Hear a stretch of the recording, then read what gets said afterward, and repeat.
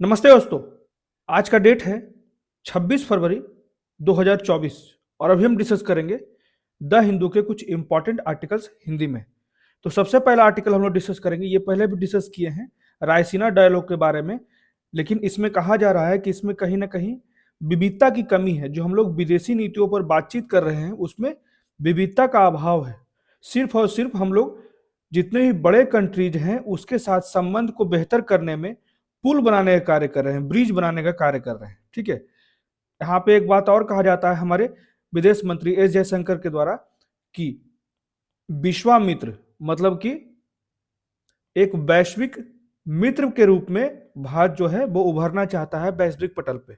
लेकिन ये जो रायसीना डायलॉग है इसमें रूस और चीन दोनों को आमंत्रण नहीं भेजा गया था। तो ये कहीं ना कहीं इसलिए कहा जा रहा है भारत जो है ये सिर्फ और सिर्फ मेक इन इंडिया संस्करण का एक रूप दे रहा है रायसीना डायलॉग को। तो इसके बारे में हम लोग विस्तार से पढ़ लेंगे। ठीक है। सिर्फ और सिर्फ जो केंद्रित है भारत अपने इंटरेस्ट के लिए कार्य कर रहा है और कहां कहां जो है वो समस्याएं रह गई है उसके बारे में हम लोग विस्तार से पढ़ लेंगे। उसके बाद अगला आर्टिकल जो है, इस आर्टिकल में मेनली जो कहा जाता है कि स्पेस के क्षेत्र में लगातार जो है वो यूएसए के द्वारा लगातार अपने कदम बहुत तेजी से बढ़ाए जा रहे हैं और भी विभिन्न कंट्रियां जो है वो अपनी गति जो है खास के स्पेस एक्सप्लोरेशन में, ठीक है, ज्यादा तेजी से बढ़ा रहे हैं। तो उसी के लिए कहा जा रहा है खास के प्राइवेट सेक्टर जितना ज्यादा यूएसए में इन्हांस कर रहा है खास के स्पेस के क्षेत्र में, उतना ज्यादा दूसरे देशों में इन्हांस नहीं कर रहा है। उसी को देखते हुए इंडिया ने अभी ही स्पेस के क्षेत्र में 100% एफडीआई शुरू कर दिया है। तो इसके बारे में हम लोग विस्तार से पढ़ लेंगे कि कौन सी योजना जो है आईएम, ठीक है, यूएसए का है, वहां से एक प्राइवेट सेक्टर के द्वारा जो है एक मिशन पूरा किया गया है, सॉफ्ट लैंडिंग किया गया है मून पे। ठीक है। तो हर एक चीज को हम लोग विस्तार से पढ़ेंगे और क्या क्या सीखने की आवश्यकता है, हमें ज्यादा से ज्यादा इन्वॉल्व करें हम लोग प्राइवेट सेक्टर्स को, तो क्या क्या कदम उठाने चाहिए। उसका अगला आर्टिकल, ये भी बहुत ही महत्वपूर्ण आर्टिकल है। अभी हाल ही में गूगल ने अपना जो जेमिनी सॉफ्टवेयर है, ठीक है, जेमिनी सॉफ्टवेयर उसको रद्द कर दिया है। ठीक है। जिसके द्वारा जो है वो एआई के मदद से फोटोज बनाए जाते थे। लेकिन इसमें समस्या है, बहुत से लोगों के उनके जो हित हैं, उनके जो मान्यता है उसको खराब किए गए। जहां तक की बात की जाए यूएसए के, तो वहां के बहुत से जो फ्रीडम फाइटर्स थे जो यूएसए को बनाने में महत्वपूर्ण भूमिका निभाए थे, उसी को कहा जाता है फाउंडिंग फादर्स। ठीक है। या फिर जो भी नाजी इरा के महत्वपूर्ण लोग थे जर्मनी के, उन लोगों का जो है फोटो डीप नेक की मदद से उनकी ख्याति को खराब करने का प्रयास किया। और वहीं भारत के परिप्रेक्ष्य में अगर बात कर लें तो जैमिनी के द्वारा, जैमिनी चैटबॉट के द्वारा ही भारत में उस प्रतिक्रिया कारण आलोचना का सामना करना पड़ा जब हमारे देश के प्रधानमंत्री नरेंद्र मोदी को जो है वो फांसीवादी बताया गया। तो फांसीवाद के बारे में भी हम लोग आगे पढ़ लेंगे। ठीक है। और उसके कुछ एग्जाम्पल्स भी देख लेंगे। उसके जो अगला आर्टिकल है आईजीएनसीए मतलब कि Indira Gandhi national centre for the arts का भाषा एटलस भारत की भाषाई विविधता पर प्रकाश डालने के लिए बहुत ही महत्वपूर्ण है। इसमें मेनली जो है वो भाषाओं की वास्तविक संख्या जानने के लिए जो है इस नए तरीके को अपनाया जा रहा है, Indira Gandhi national centre for the art. ठीक है। और Indira Gandhi national centre for the art जो है वो केंद्रीय सांस्कृतिक मंत्रालय का एक स्वायत्त निकाय है, ये भी ध्यान रखिएगा। सिंपली जो है इसका उद्देश्य जो है वह यह गणना करना है कि भारत में कितनी भाषाएं जो है वो बोली जाती है, कितनी भाषाएं जो है वो अनुसूचित भाषाएं हैं, कितनी भाषाएं जो है वो गैर अनुसूचित भाषाएं हैं और क्या क्या समस्याएं हैं। ठीक है। हर एक चीज को हम लोग इस आर्टिकल में विस्तार से पढ़ लेंगे। तो आइए शुरू करते हैं आज का आर्टिकल। सबसे पहला जो आर्टिकल है हम लोग रायसीना डायलॉग के बारे में। तो इसमें कहा जाता है the Raisina dialogue legged diversity in conversations on foreign policy. मतलब कि इसमें क्लियर कहा जाता है कि रायसीना डायलॉग में विदेशी नीति पर बातचीत में विविधता का अभाव रह गया। ठीक है। जैसे कि इसमें आगे बात किया जा रहा है तो भारत के विदेश मंत्री एस जयशंकर ने कहा कि भारत को एक पुल बनाने वाली शक्ति जो भी महत्वपूर्ण कंट्री है, चाहे यूएसए हो, रशिया हो, चाइना हो, ईयू हो, ठीक है, इजराइल हो, तो ये महत्वपूर्ण कंट्री के बीच में, उसके बाद अरेबियन कंट्री को मैं छोड़ दिया था, अरेबियन कंट्रीज हो, तो ये सारे जगह, ऑस्ट्रेलिया हो गया, सभी के बीच में एक पुल बनाने का कार्य कर रहा है भारत। तो एक ऐसा देश है जो मल्टी वेक्टर मतलब कि बहुउद्देशीय नीति के माध्यम से आम जमीन की तलाश कर रहा है। ठीक है। अपने जितने भी मैक्सिमम हित हैं हमारे, उसी के लिए जो है विभिन्न देशों के साथ हम लोग संबंध जो है वो ज्यादा से ज्यादा बेहतर कर रहे हैं। तो इसी के परिप्रेक्ष्य में एक शब्द यहाँ पे बोला गया था विदेश मंत्री के द्वारा, तो इन शब्द को डिनोट भी कर सकते हैं, जैसे विश्वामित्र, या फिर उसको कहा जाता है मित्र की भूमिका, विश्व के मित्र की भूमिका। तो ऐसी ऊंची महत्वाकांक्षाओं के कारण ही विदेश मंत्रालय द्वारा शुरू किया गया जो रायसीना डायलॉग है, उसका मुख्य उद्देश्य जो था दुनिया के बड़े मुद्दे और चुनौतियों पर वैश्विक नेताओं को शामिल करके चर्चा करना।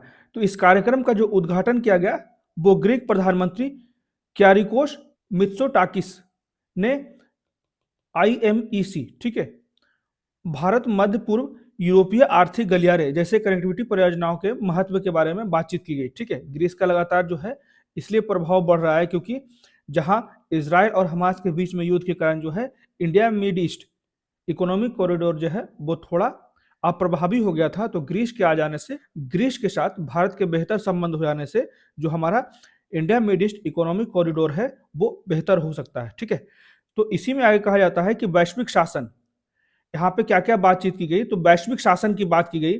उसके बाद यूनाइटेड नेशन सिक्योरिटी काउंसिल जो सिर्फ और सिर्फ 5 देशों के हित के इर्द गिर्द घूमता रहता है। ठीक है, यहाँ पे वही बात कहा जाता है कि संयुक्त राष्ट्र सुरक्षा परिषद के शीर्ष पर असमानताएं और लगातार जो है यहाँ पे प्रभाव जो होता है वो वेस्टर्न कंट्रीज का ज्यादा होता है, डेवलप्ड कंट्रीज का ज्यादा होता है, और सुधार की आवश्यकताओं पे चर्चा किया गया। यहाँ पे रिफॉर्म करने की बात की गई यूएनएससी काउंसिल को। ठीक है, तो इसी में आगे कहा जाता है कि हमारा भारत को खेल के मैदान के बजाय एक खिलाड़ी बनना है। ठीक है, वैश्विक स्तर पे हमें प्लेग्राउंड नहीं बनना है, हमें एक प्लेयर बनना है। India's rightful place at the high table of global decision making. ठीक है, जितना भी वैश्विक स्तर पे डिसीजन मेकिंग का कार्य होता है वहां पे एक बेहतर स्थिति में आना है, यही भारत का लक्ष्य है। ठीक है, तो इसी में आगे कहा जाता है विदेश मंत्री के द्वारा कि India to be a player rather than a playing field. ठीक है, तो इसी में आगे कहा जाता है कि बार बार संदर्भित किया जाता है, जैसा कि पिछले G20 की मेजबानी में भी भारत की सफलता देखी गई। उसके बाद ब्राजील में G20 विदेश मंत्रियों की बैठक के कारण भी P5 हो गया, या फिर G7 हो गया, या फिर ब्रिक्स के 10 देशों में से कोई भी मंत्रिपरिषदीय उपस्थिति नहीं थी। तो यहाँ पे यही बात कहा जाता है, चाहे वो P5 हो या फिर G7 हो या फिर ब्रिक्स के 10 देशों में से कोई भी वरिष्ठ मंत्री स्तरीय उपस्थिति यहाँ पे नहीं हो पाई थी रायसीना डायलॉग में। हालांकि मध्य और पूर्व यूरोप के बड़े मंत्री स्तरीय दल जिसमें बाल्टिक नॉर्डिक फोरम के सभी मंत्री शामिल हो गए थे, लेकिन ये जो बड़े बड़े पार्टियां हैं यहाँ पे, जो ग्रुप्स हैं, जो प्रमुख ग्रुप हैं, जो कहीं ना कहीं जो है वैश्विक स्तर का रुख निर्धारित करते हैं, चाहे वो P5 हो या फिर G7 हो या फिर ब्रिक्स हो, इनकी उपस्थिति यहाँ पे नहीं हो पाई थी। तो जो बाल्टिक और नॉर्डिक का जो उपस्थिति हुआ, इसी कारण ही भारत और यूरोप के बीच में संबंध और बेहतर हुए, जिसके साथ व्यापार समझौते हुए और निवेश के नए नए अवसर तलाशे गए, जिससे अक्सर अनदेखा किया जाता है, लेकिन प्रतिस्पर्धी और आर्थिक रूप से बहुत ही ज्यादा महत्वपूर्ण है भारत के परिप्रेक्ष्य में बाल्टिक और नॉर्डिक फोरम के मंत्रियों का आगमन। ठीक है, इसी में आगे कहा जाता है न तो रूस और न ही चीन को आमंत्रित किया गया था रायसीना डायलॉग में।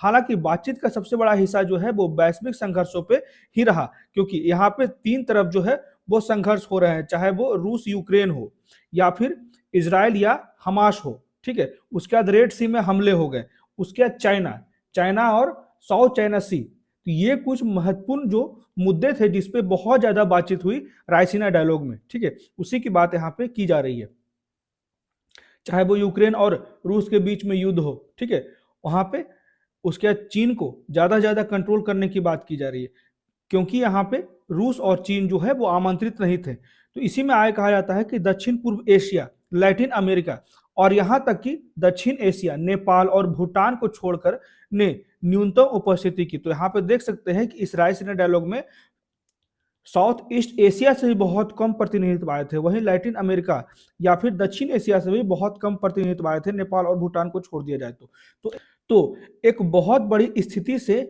जहां तक कि वार्तालाप जो होती है उसकी विविधता ज्यादा होती है, इसी की यहाँ पे बात की जा रही है। तभी तो कहा जा रहा है कि फॉरेन पॉलिसीज में हमारी जो विविधता थी बहुत कम थी रायसीना डायलॉग में।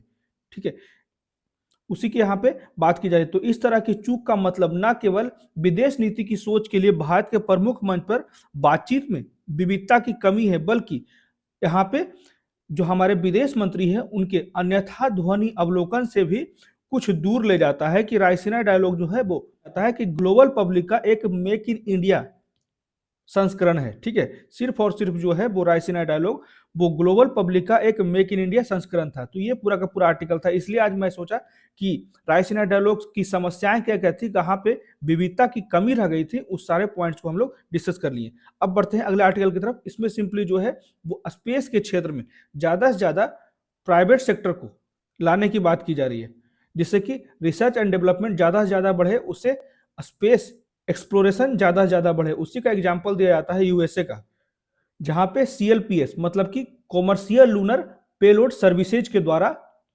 आईएम का मतलब होता है इंट्यूटिव मशीन्स के द्वारा अभी एक मिशन पूरा किया गया है। चंद्रमा के धरती पे बहुत ही अच्छा सॉफ्ट लैंडिंग किया गया है। तो उसी से प्रेरित होकर यहाँ पे कहा जा रहा है, जिससे नासा का जो बोझ है वो कम होता जा रहा है स्पेस एक्सप्लोरेशन के लिए, और भी जो है नए नए जो प्राइवेट सेक्टर्स हैं वो भी इन्वॉल्व हो रहे हैं। ठीक है, उसी की तरह भारत भी जो है, इंडिया भी अभी हाल ही में स्पेस के क्षेत्र में 100% एफडीआई को प्रेरित किया है। तो एफडीआई को प्रेरित इसलिए कर रहा है कि इस क्षेत्र में ज्यादा से ज्यादा प्राइवेट सेक्टर को इन्वॉल्व किया जा सके, रिसर्च एंड डेवलपमेंट में ज्यादा से ज्यादा इन्वेस्टमेंट प्राप्त किया जा सके, जिससे और ज्यादा स्पेस के क्षेत्र में हम लोग नवीन तकनीक को ज्यादा से ज्यादा प्राप्त कर पाएंगे। इसी के बारे में हम लोग कुछ चीजें जान लेते हैं।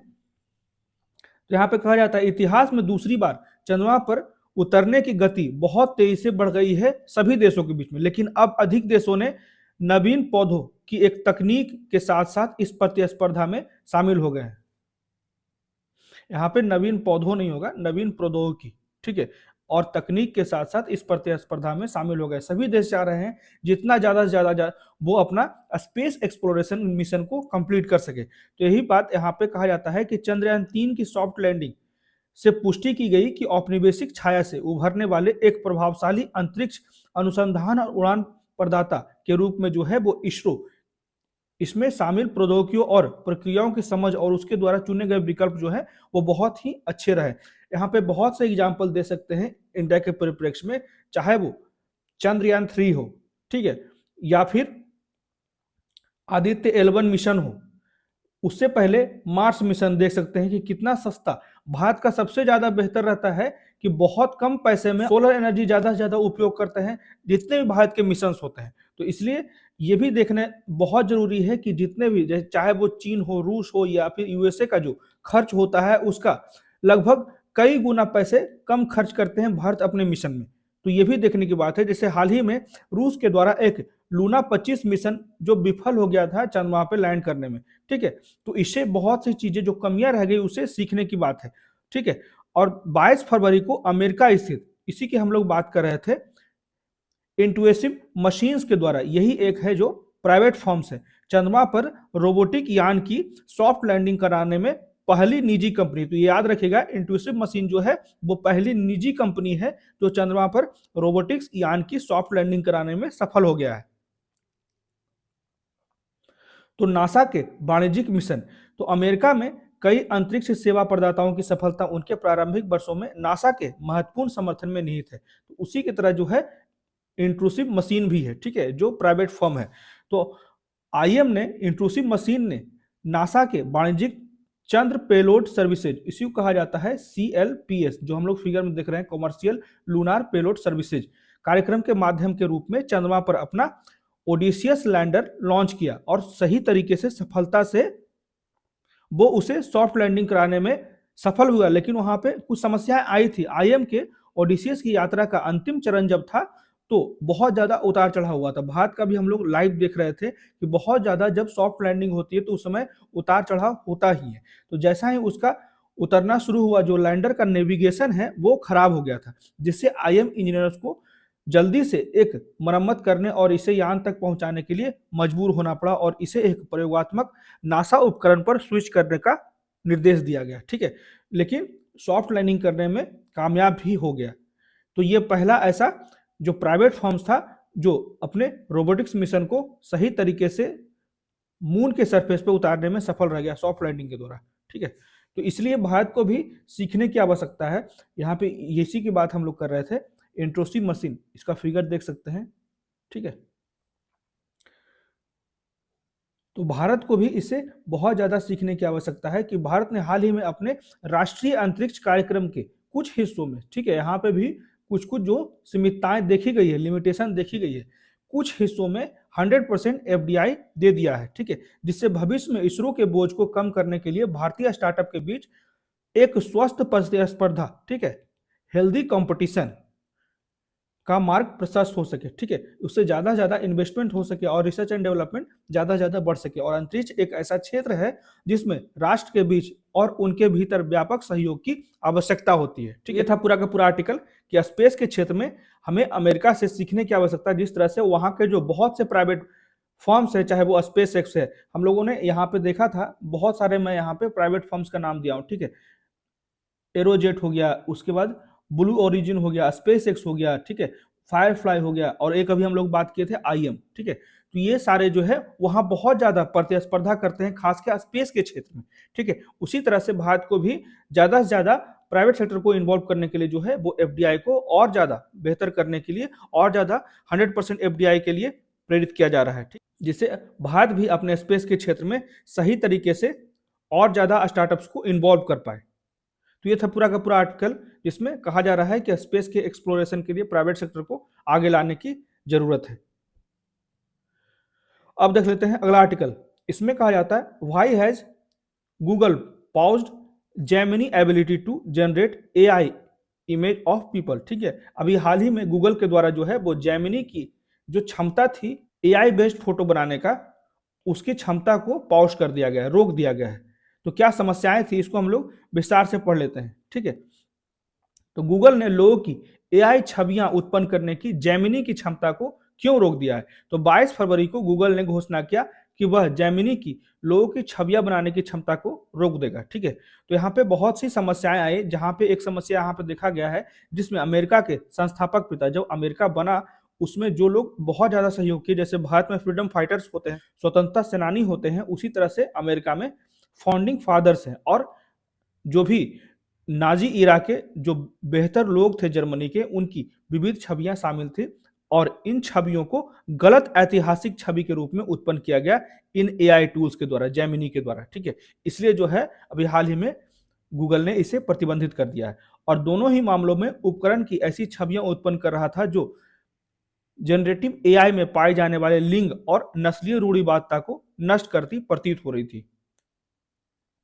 इन फिगर्स में क्लियर देख सकते हैं, ठीक है। तो गूगल के जेमिनी चैट बॉक्स में भारत के परिप्रेक्ष्य में अगर कहा जाए तो अभी हाल ही में भारत सरकार के द्वारा जेमिनी के प्रति यहाँ पे प्रतिक्रिया देखा गया था और आलोचना भी किया गया था। जो गूगल का नया जो फीचर लाया गया था जेमिनी, खास के एआई बेस्ड पिक्चर बनाने के लिए, एआई बेस्ड फोटो बनाने के लिए, ठीक है। तो उसी के लिए कहा जाता है कि भारत में देश के प्रधानमंत्री नरेंद्र मोदी पर उन नीतियों को लागू करने का आरोप लगाया गया जिन्हें कुछ विशेषज्ञों ने फांसीवादी बताया, ठीक है।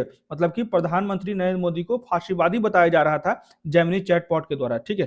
तो इसी पर लगातार जो है वो आलोचना किया गया भारत के द्वारा जेमिनी का।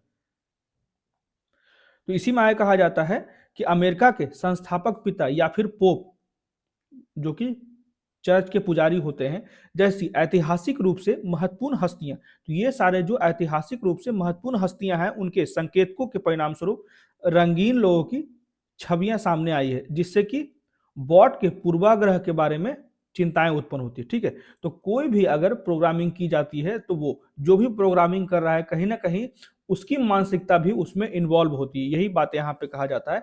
तो किसी की छवि अगर खराब हो रही है ऐतिहासिक रूप से, तो जहाँ पे मान्यता है उस लोगों का, ठीक है, उन लोगों का मान्यता है, तो यहाँ पे लगातार जो है इस तरह के एआई बेस्ड फोटो जनरेट किए जा रहे हैं, इसका लगातार विरोध किया जा रहा था। इसलिए जो है जेमिनी को अभी पॉज कर दिया गया है गूगल के द्वारा।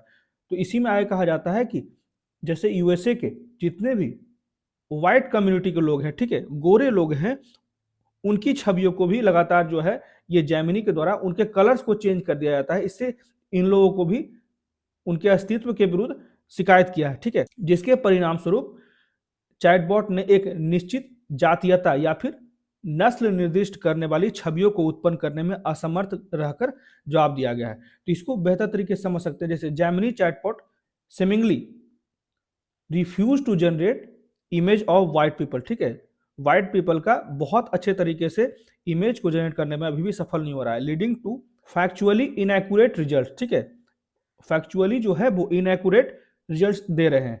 Even prompt for historically significant figures, जितने भी ऐतिहासिक रूप से बेहतर हस्तियां हैं, चाहे वो अमेरिका के फाउंडिंग फादर्स हो या फिर पोप्स हो, ठीक है, उनके फोटोज को, उनके कलर्स को और खराब कर रहे हैं, जिससे कि जातीय या फिर नस्लीय विवाद उत्पन्न हो सकता है। इसी में आया कहा जाता है कि गूगल ने लगभग 3 सप्ताह पहले ही जो है वो जेमिनी चैटबॉट को शुरू किया था, ठीक है। इसमें नई छवि जनरेटिंग सुविधाएं जोड़ी गई, जिससे फोटो जनरेट किया जा सकता है, ठीक है। और कहा जा सकता है अभी जो पॉज कर दिया गया है, तो इसका एक अगला वर्जन आएगा। वर्तमान मॉडल इमेजिन 2 नामक गूगल अनुसंधान प्रयोग के शीर्ष पर बनाया जा रहा है, तो इसका जो है अगला वर्जन भी लाया जाएगा, ऐसा गूगल के द्वारा कहा भी गया है। तो जेमिनी को भारत में विरोध क्यों किया गया, तो यहाँ पे देख सकते हैं कि प्रधानमंत्री नरेंद्र मोदी के बारे में क्या कहा गया था कि दिसंबर 1925 में इटली की सरकार ने एक नया कानून पास किया जो प्रेस की स्वतंत्रता के ऊपर कुठाराघात था। आज भारत में प्रिंट और इलेक्ट्रॉनिक मीडिया की स्थिति 1920 के इटली के जैसी है।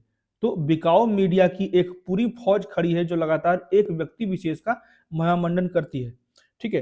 तो ये कहीं ना कहीं जो है वो फांसीवाद की बात की जाए तो फांसीवाद को हम लोग डिफाइन कर लेते हैं। इसका तात्पर्य है अनुशासन और एकता से है। वस्तुतः फांसीवाद भेदभावपूर्ण नागरिक संरचना वाले गैर लोकतांत्रिक व उग्र सैन्यवादी शासन व्यवस्था का नाम है, और इस तानाशाही शासन व्यवस्था में व्यक्ति के अधिकार समाप्त हो जाते हैं तथा राज्य सर्वे सर्वा हो जाता है, मतलब कि किसी एक व्यक्ति का ज्यादा शासन हो जाता है। वो 20वीं सदी के इटली में मुसोलिनी और जर्मनी में हिटलर का शासन का उदाहरण देते हैं, ठीक है। जिस तरह से मुसोलिनी और हिटलर जो फांसीवाद को रिप्रेजेंट करते थे, उसी तरह से प्रधानमंत्री मोदी के बारे में बोला गया था, ठीक है। इसलिए भारत सरकार के द्वारा इसका बहुत ज्यादा विरोध किया गया था जेमिनी का, ठीक है। तो गूगल के एआई चैट उत्पाद जेमिनी ने एक उपयोगकर्ता के प्रश्न क्या मोदी एक फांसीवादी है के जवाब में कहा कि उन पर ऐसी नीतियों को लागू करने का आरोप है जिन्हें विशेषज्ञ फांसीवादी के रूप में वर्गीकृत करते हैं, ठीक है। जब कुछ क्वेश्चन पूछा गया, जिसे चैटबॉट बनाया है इसलिए गया है क्योंकि आप कोई भी सवाल करेंगे उसका जवाब दिया जाएगा, इसलिए लगातार जो है ये विवादित था। तो इसके जवाब में भारत के इलेक्ट्रॉनिक और सूचना प्रौद्योगिकी राज्य मंत्री राजीव चंद्रशेखर ने कहा कि चैटबॉट अपनी प्रतिक्रिया के माध्यम से भारतीय सूचना प्रौद्योगिकी कानूनों और आपराधिक कोड का उल्लंघन कर रहा है। उनकी प्रतिक्रिया को एआई अनुसंधान के प्रति सरकार के उदासीन दृष्टिकोण और तकनीकी दिग्गजों के एआई प्लेटफॉर्म के बीच बढ़ती दरार के संकेत के रूप में देखा गया, ठीक है। यहाँ पे लगातार विरोध किया गया था। तो तकनीकी समुदाय का क्या यहाँ पे कमेंट था, खासकर क्या प्रतिक्रिया था, तो गूगल का मिशन जो है यहाँ पे लगातार सुधार की बात की जाएगी। तो गूगल का मिशन जो है वो विश्व स्तर पे जानकारी व्यवस्थित करने से हटकर, ठीक है, अब उसका जो है एम चेंज होता जा रहा है, ठीक है। पहले जो था वो जानकारी इकट्ठा करना था, अब जो है जानकारी व्यवस्थित करने से हटकर एक विशेष एजेंडे को आगे बढ़ाने पर केंद्रित हो गया है। तो गूगल डीप माइंड के अलेक्सा गोडिक सहित पूर्व और वर्तमान कर्मचारियों ने अन्य कर्मचारियों को ऑनलाइन अपमानित करने के संबंध में भय की संस्कृति के बारे में भी चिंता व्यक्त की गई है बहुत से तकनीकी समुदायों के द्वारा, ठीक है, टेक्निकल कम्युनिटी के द्वारा।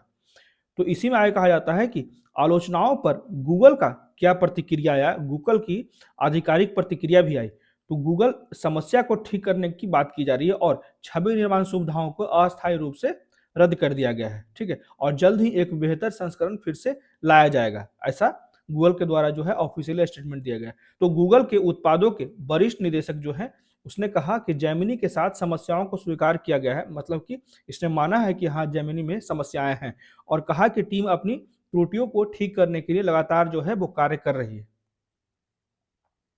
अब देख सकते हैं, अब कुछ डीप फेक के एग्जाम्पल देख लेते हैं, ठीक है। पहले भी हम लोग देख चुके हैं कि यूएसए के फाउंडिंग फादर्स या फिर जर्मनी के बेहतर जो हस्तियां हैं ऐतिहासिक रूप से उनकी छवि को खराब किया जा रहा था। अभी वर्तमान में जो है वो टेलर स्विफ्ट जो बहुत ही मशहूर हीरोइन है हॉलीवुड की, उनका भी डीप नेक दिखा गया था, वो भी पोर्नोग्राफी से समय, ठीक है।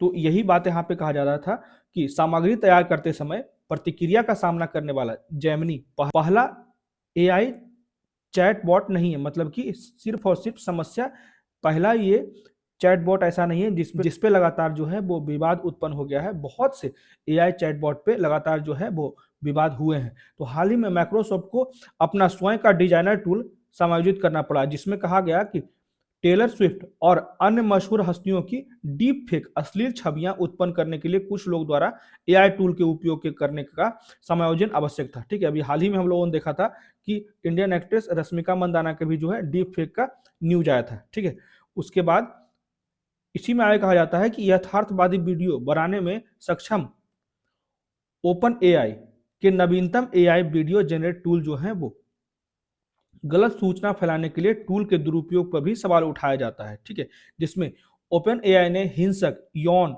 या फिर घृणित भाषा के साथ साथ प्रमुख हस्तियों की छवियों का उल्लेख करने वाले त्वरित अनुरोध को ब्लॉक करने के लिए टूल्स में अपना फिल्टर डाल दिया है। ठीक है, यही बातें यहाँ पे कहा जा रहा है कि लगातार जो है वो एआई से संबंधित नए नए फीचर्स, नए नए टूल्स तो लाए जा रहे हैं, लेकिन उसे सही तरीके से अभी भी मैनेज नहीं कर पा रहे हैं। ठीक है, चाहे वो गूगल हो या फिर माइक्रोसॉफ्ट हो, तो समस्याएं लगातार बनी हुई है। इससे जितने भी ऐतिहासिक मान्यताएं हैं, चाहे वो किसी व्यक्ति का हो, किसी के धर्म का हो, किसी के जाति का हो, नस्ल का हो, लगातार जो है वो एआई के द्वारा जो है इस पे प्रतिकूल प्रभाव डाल रहा है। ठीक है, इससे क्या हो सकता है कि समाज में जो है अनावश्यक संघर्ष और विरोध उत्पन्न हो सकता है। ठीक है, तो इससे हमें बचने की आवश्यकता है। अब देख लेते हैं अगला आर्टिकल है IGNCA। सिंपली इसको कहा जाता है इंदिरा गांधी, यहाँ पे क्लियर कहा जाता है Indira Gandhi national centre for the arts. IGNCA simply जो है वो लैंग्वेज एटलस बनाना चाहता है to shine a light on India's linguistic diversity. मतलब कि IGNCA जो है वो उसका भाषा एटलस है, जिससे भारत की भाषाई विविधता पर प्रकाश डालने में आसानी होगी। ठीक है, जैसा कि भारत मातृभाषा में शिक्षा प्रदान करने की दिशा में प्रयास कर रहा है, विशेष रूप से प्राथमिक स्तर पर। और एक महत्वपूर्ण प्रश्न है कि उन भाषाओं की वास्तविक संख्या पर बना हुआ है जिन्हें देश में सक्रिय माना जा रहा है। तो इसी के लिए इंदिरा गांधी राष्ट्रीय कला केंद्र द्वारा देश भर में प्रस्तावित भाषाई सर्वेक्षण किए गए, और इसका उद्देश्य जो है यह गणना करना है कि कितनी भाषाएं जो है वो भारत में बोली जाती है। इसमें दो प्रकार दिए गए हैं, चाहे वो अनुसूचित हो, ठीक है, या फिर गैर अनुसूचित। इसको दो वर्गों में बांटा गया है। जैसे अनुसूचित, जैसे 22 भाषाएं जो है वो 8वें शेड्यूल में दिया गया है हमारे संविधान में। ठीक है, तो ये हो गया अनुसूचित भाषाएं, और जिसमें लगभग 97% जो लोग हैं इन्हीं 22 भाषाओं में से कोई एक का प्रयोग करते हैं। लेकिन और जो 3% जो लोग हैं भारत के, वो गैर अनुसूचित भाषाओं का उपयोग करते हैं। ठीक है, तो इसी को हम लोग आगे विस्तार से पढ़ लेंगे। तो हम लोग जान लेते हैं IGNCA जो है वो केंद्रीय संस्कृति मंत्रालय के तहत एक स्वायत्त निकाय है। ये ध्यान रखिएगा, स्वायत्त निकाय है। ठीक है, तो भारत आधिकारिक तौर पर जो है 22 भाषाओं को मान्यता देता है, जो भारतीय संविधान की अनुसूची 8 का हिस्सा है। तो जनगणना के आंकड़ों के अनुसार भारत की 97% आबादी इन्हीं में से कोई भाषा बोलती है। जो अनुसूची 8 में 22 भाषाएं हैं, उन्हीं में से कोई भाषा बोलती है। तो इसी में कहा जाता है कि जनगणना के अतिरिक्त 99 जो हैं वो गैर अनुसूचित भाषाएं शामिल हैं, और 2011 की जनगणना के अनुसार लगभग 37.8 मिलियन लोग जो हैं, लगभग 3,78,00,000 लोग जो हैं, इन गैर अनुसूचित भाषाओं में से एक को अपनी मातृभाषा के रूप में पहचानते हैं। ठीक है, तो 3 करोड़ 3.5 करोड़ लोग जो हैं वो कहीं ना कहीं जो है वो गैर अनुसूचित भाषाओं का उपयोग करते हैं। तो सर्वेक्षण में भारत में भाषाओं और बोलियों की संख्या पर ध्यान केंद्रित किया जाएगा। यह जानने की कोशिश की जाएगी कि भारत में कितनी भाषाएं बोली जाती है और कितनी लिपियां और बोलियां शामिल हैं। इसी में कहा जाता है कि हमारे पास ऐसी कई भाषाएं और बोलियां भी हैं जो विलुप्त हो चुकी है या फिर विलुप्त होने के कागार पे है। जितने भी खास के जनजातीय भाषाएं हैं, ठीक है, वो कहीं ना कहीं वो विलुप्त होने के कागार पे हैं। तो सर्वेक्षण चरणों में ऐसा बताया जा रहा है कि सबसे पहले जो सर्वेक्षण किया जा रहा है भाषा का, कितनी भाषाएं हैं, तो राज्यवार डेटा संग्रह किया जाएगा। ठीक है, स्टेट वाइज। उसके बाद फिर स्टेट वाइज जब डेटा संग्रह हो जाएगा, फिर क्षेत्र वाइज, डिस्ट्रिक्ट या फिर लोकल, ठीक है, अर्बन या फिर रूरल, इस तरह से डेटा को कंपेयर किया जाएगा और सही तरीके से जो है वो भाषा की संख्या को चिन्हित किया जाएगा। इससे बोली जाने वाली सभी भाषाओं की ऑडिट रिकॉर्डिंग को डिजिटल रूप से संग्रहित करने का भी प्रस्ताव है। ये भी ध्यान रखिएगा। तो एक भाषा न केवल संचार का साधन है, बल्कि और भी चीजें जो हैं, चाहे वो स्थानीय ज्ञान हो, कहानियां हो, संस्कृति है, सभी को संरक्षित करने के लिए आवश्यक है। उदाहरण के लिए जो कई जनजातियां हैं या फिर आदिवासी समुदाय के पास अपने स्वयं के स्थानीय औद्योगिक पौधे और जड़ी बूटियां हैं, जिसका एक्सप्लेनेशन जो है हमेशा से उन्हीं के स्थानीय भाषाओं में होते हैं, जिन्हें वे अपनी स्थानीय भाषा में युवा पीढ़ियों तक पहुंचाते हैं। तो भारत का पहला और सबसे विस्तृत भाषाई सर्वेक्षण जो हुआ था, ये ध्यान रखिएगा, 1928 में हुआ था। और किसके द्वारा किया गया था? तो सर जॉर्ज अब्राहम ग्रियर्सन, ठीक है, इसी के द्वारा जो है भारत का सबसे पहला और सबसे विस्तृत भाषाई सर्वेक्षण किया गया था। तो स्वतंत्रता के बाद भारतीय मानचित्र को फिर से तैयार किया गया था और इसलिए LSI, तो ध्यान रखिएगा, इसी को कहा जा सकता है लिंग्विस्टिक सर्वे ऑफ इंडिया, ठीक है। इसी को सबसे पहले जो है 1928 में किया गया था और LSI में ऐसी भाषाएं और बोलियां भी शामिल की गई आजादी के बाद से, ठीक है, जो समकालीन भारतीय राज्यों का हिस्सा नहीं हो सकी, ठीक है, मतलब कि जो नॉन शेड्यूल थे, चाहे जितने भी जो भाषाएं थे, जो अनुसूचित भाषाएं थे, जैसे 22 थी, उसको धीरे धीरे बढ़ाया गया 22, एक बार तो 22 थी नहीं, ठीक है। तो उसी तरह से अभी 99 जो भाषाएं हैं वो नॉन शेड्यूल हैं, उसको भी रखा गया था इस सर्वे में, LSI में, ठीक है। तो इसी की बात की जा रही थी कि IGNCA जो है मेनली जो है वो भाषा को काउंट करने के लिए लाया गया है और ये जो है वो एक स्वायत्त निकाय है, ठीक है, केंद्रीय सांस्कृतिक मंत्रालय का। तो ये ध्यान रखिएगा। अब देख लेते हैं कुछ इंपॉर्टेंट क्वेश्चन जो कि करंट अफेयर से रिलेटेड है। तो सबसे पहला जो क्वेश्चन है, बहुत ही अच्छा क्वेश्चन है, इसमें हाइड्रोजन के टाइप्स के बारे में बताया गया है, ठीक है, जैसे ब्लैक हाइड्रोजन, ग्रे हाइड्रोजन और गुलाबी हाइड्रोजन। तो ये किससे संबंधित है? तो इसका सही उत्तर हो जाएगा सिर्फ और सिर्फ एक ही जो ऐसा है मिलाया हुआ जो सही है। तो कौन सा सही है? तो केवल जो है वो पहला कथन ही सही है। इसको हम लोग विस्तार से देख लेते हैं। जैसे ग्रीन हाइड्रोजन, तो उभरती हुई नवीन अवधारणा एक शून्य कार्बन ईंधन है जो पानी को हाइड्रोजन और ऑक्सीजन में विभाजित करने के लिए पवन और सौर ऊर्जा से नवीकरणीय ऊर्जा का उपयोग करके इलेक्ट्रोलिसिस द्वारा बनाया जाता है। तो ये ध्यान रखिएगा, इलेक्ट्रोलिसिस द्वारा ही हाइड्रोजन को एनर्जी के रूप में हम लोग यूज कर पाते हैं। तो इस ग्रीन हाइड्रोजन का उपयोग जो है वो प्राकृतिक स्रोतों, पवन या फिर सौर ऊर्जा प्रणालियों से बिजली उत्पादन के लिए किया जाता है, ठीक है। और यह जो है वो शुद्ध शून्य उत्सर्जन के लक्ष्य को प्राप्त करने में एक महत्वपूर्ण कदम है, ठीक है। उसके बाद दूसरा जो है वो ब्लैक हाइड्रोजन है, उसका उत्पादन जो है वो जीवाश्म ईंधन के उपयोग के लिए किया जाता है, इसलिए फर्स्ट स्टेटमेंट जो है वो सही है। उसके बाद तीसरा जो है गुलाबी हाइड्रोजन की बात की जा रही है, उसका उत्पादन भी जो है वो इलेक्ट्रोलिसिस के माध्यम से किया जाता है, लेकिन परमाणु ऊर्जा स्रोतों से ऊर्जा का उपयोग किया जाता है, ठीक है। गुलाबी हाइड्रोजन की बात की जा रही है। तो ग्रे हाइड्रोजन जो है वो प्राकृतिक गैस से उत्पन्न होता है। तो ये भी ध्यान रखिएगा, जो ग्रे हाइड्रोजन है वो प्राकृतिक गैस से उत्पन्न होता है, इसलिए दूसरा स्टेटमेंट गलत हो गया। और गुलाबी जो है वो इलेक्ट्रोलिसिस के द्वारा उत्पन्न होता है, ठीक है। इसलिए दो स्टेटमेंट जो है यहाँ पे ये दोनों गलत हो गए, सिर्फ और सिर्फ पहला स्टेटमेंट सही हो जाएगा। उसके बाद अगला क्वेश्चन है, आईची जैव विविधता लक्ष्य के संबंध में निम्नलिखित कथनों पर विचार करें। तो पहला स्टेटमेंट है 2010 के संयुक्त राष्ट्र कन्वेंशन ऑन बायोलॉजिकल डायवर्सिटी के दौरान अपनाए गए आईची जैव विविधता लक्ष्यों में आने वाले दशक के दौरान वनों की कटाई को कम से कम आधे तक कम करना और प्रदूषण पर अंकुश लगाना सबसे मुख्य लक्ष्य है। दूसरा जो स्टेटमेंट है, पार्टियों द्वारा आईची लक्ष्यों को अपनाने के बाद उनसे अपेक्षाएं की गई है कि वे अपनी स्वयं की राष्ट्रीय जैव विविधता रणनीतियां तैयार करें जो आईची द्वारा निर्धारित लक्ष्यों की नकल करेगी, ठीक है। और आधे से अधिक पार्टियां ने अपनी सीमाओं के भीतर सभी आईची लक्ष्यों को पूरा कर लिया है। तो क्या हो जाए इसका सही उत्तर? इसका सही उत्तर जो होगा, सिर्फ और सिर्फ दो ही स्टेटमेंट जो है वो सही है, ठीक है। कथन 3 जो है वो गलत है, तो इसको भी हम लोग जान लेते हैं। तो आईची जैव विविधता लक्ष्य जो 2020 में समाप्त हो गए, ये ध्यान रखिएगा, 2020 में समाप्त ही हो गए। तो सितंबर 2020 के संयुक्त राष्ट्र के आकलन के अनुसार किसी भी एक देश ने अपनी सीमाओं के भीतर सभी 20 आईची लक्ष्यों को पूरा नहीं किया, ठीक है। तो इसलिए तीसरा स्टेटमेंट जो है गलत है। तो आईची लक्ष्य क्या थे? तो जापान के आईची प्रांत में स्थित नगोया में, ठीक है, याद रखिएगा, नगोया में 2010 में सीबीडी, कन्वेंशन ऑन बायोडायवर्सिटी, उसी को कहा जाता है सीबीडी। तो सीबीडी के शिखर सम्मेलन के दौरान अपनाए गए आईची लक्ष्यों में आने वाले दशक के दौरान वनों की कटाई को कम करने का लक्ष्य रखा गया, ठीक है। और प्रदूषण पर अंकुश लगाए जाने के जैसे लक्ष्य को शामिल किए गए थे, ताकि यह जो है वो हमारे इकोसिस्टम को, पारिस्थितिकी तंत्र को नुकसान न पहुंचाए। और पार्टियों द्वारा, कॉन्फ्रेंस ऑफ पार्टी की बात की जा रही है, ठीक है। तो पार्टियों द्वारा आईची लक्ष्यों को अपनाने के बाद उनसे अपेक्षा की गई थी कि वे अपनी स्वयं की राष्ट्रीय जैव विविधता रणनीतियां तैयार करे जो आईची द्वारा निर्धारित लक्ष्यों की नकल करेगा। ठीक है, तो लगभग सभी दलों ने ये रणनीतियां बनाई थी, लेकिन अधिकांश को कभी भी पूरी तरह से लागू नहीं किया गया था। ठीक है, तो नकल करने की बात की गई थी तो सही है, और ये वनों की कटाई को कम करने की बात की गई थी, प्रदूषण पर अंकुश लगाने की बात की गई थी, तो ये भी सही है।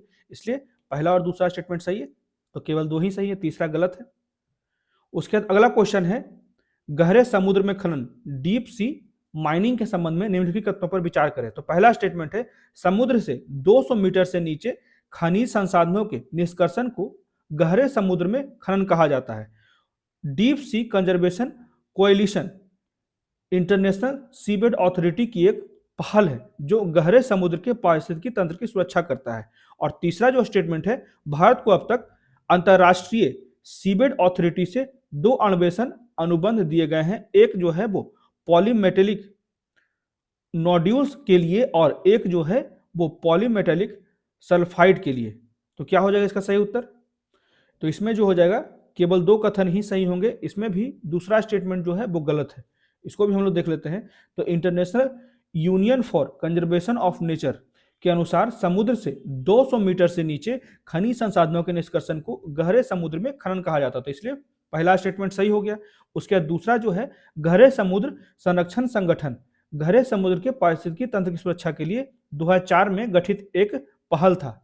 ठीक है, तो इसलिए दूसरा स्टेटमेंट गलत है। और तीसरा जो है, भारत को अब तक ISA से 2 अन्वेषण अनुबंध दिए गए हैं, एक पॉलीमेटालिक नोड्यूल्स के लिए और दूसरा जो है एक पॉलीमेटालिक सल्फाइड के लिए, इसलिए तीसरा स्टेटमेंट भी सही हो जाएगा, इसलिए 2 स्टेटमेंट सही है। ठीक है, तो ये थे आज के द हिंदू के कुछ इंपॉर्टेंट आर्टिकल्स और कुछ महत्वपूर्ण क्वेश्चन जो कि करंट अफेयर से रिलेटेड थे। कैसा लगा मेरा डिस्कशन प्लीज मुझे कमेंट करके बताएं, और मेरे वीडियो को ज्यादा से ज्यादा लाइक करें, शेयर करें और मेरे चैनल को सब्सक्राइब करें। Thank you.